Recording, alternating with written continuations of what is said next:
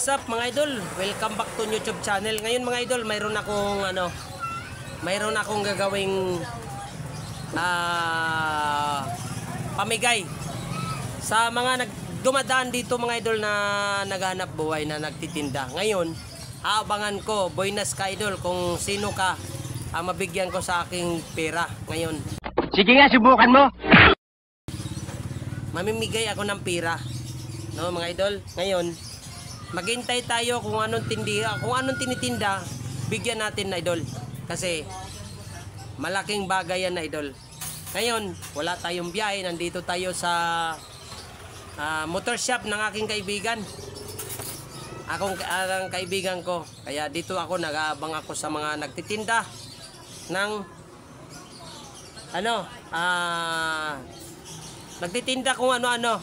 Basta lumalaban sa hamon ng buhay ng patas, no mga idol. Kaya ngayon abangan natin kung sinong dadaan. Sana kung sino ka man, makadaan ka dito para mabigyan kita ng kunting pala na grasya. Kasi sobrang hirap ng buhay ngayon, kailangan natin mamimigay tayo sa kapwa. Kaya let's go. Kung sino ka man kapatid, abanti ka na dito sa lugar ko para mabigyan kita ng kunting pala. No? Ngayon, abangan natin mga idol. Let's go.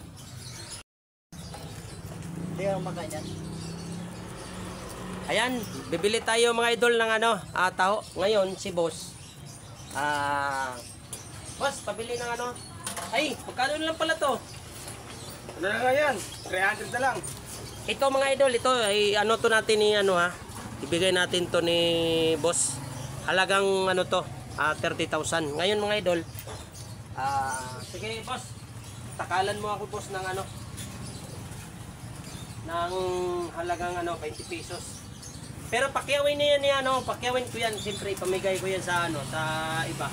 Pero dito dalawang dalawang takal. Pero ito mga idol, ibigay ko to kay kay idol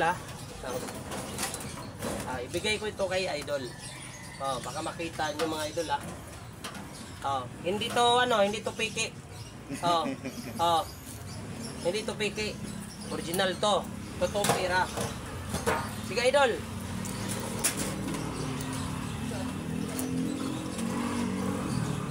Siyempre, tumutulong tayo sa mga mahirap.